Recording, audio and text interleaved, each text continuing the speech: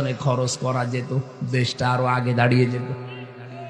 আমি এই জন্যই বলেছি, বাংলাদেশে এই 1628 জন মানুষ আমরা যদি সত্যিই অমরের মতো, আবু বকরের মতো বানাতে পারতাম, এ দেশ আমরাও দাঁড় করিয়ে ফেলতে পারতাম। আমরা তো এমনি টার্গেট নিয়ে গিয়ে যাচ্ছিলাম না, এই সমস্ত কারণে। তারপরেও দেখতে পাচ্ছি বিরোধী দলের আমরা 77 জন যা হাতে নিয়েছি, যা করছি, সরকারি দলের লোকজনও এইটা করতে গিয়ে এখন ওদের মনের ভেতরে আমাদের ওপরে রাগ, নিজেও খায় না, খাইতেও দেয় না।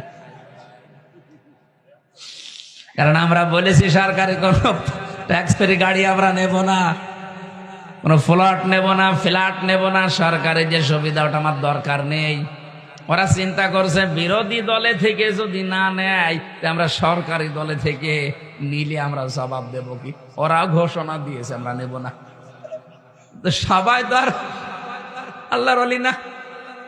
ওদের 213 জনের ভেতরে যদি কয়েকজন বাদ দিয়ে আর 209 জন আছে, এই 209 জনের ভেতরে অলরেডি 3 ভাগ হয়ে গেছে।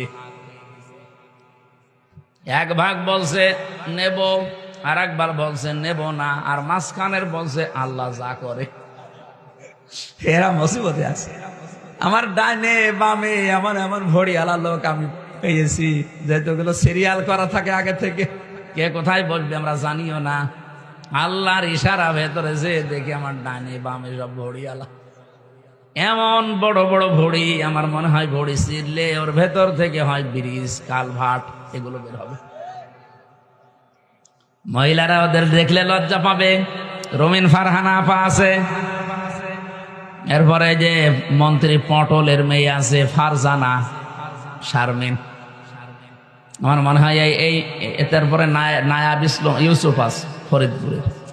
এই আপারা আমাদের সামনে, আমার মাঝে মাঝে চিন্তা হয় আল্লাহ আমার ডাইনে বামে যে অবস্থা, ও ম্যাডাম গুলো যদি এদের পেটের দিকে তাকায় ভাববে আল্লাহ ছেলে মেয়ে হয় আমাদের আর পেট হয়। হুজুরের পাশে 2 জনের কি ভড়ি, ও কোন মারা যাবে ভড়ির উপর।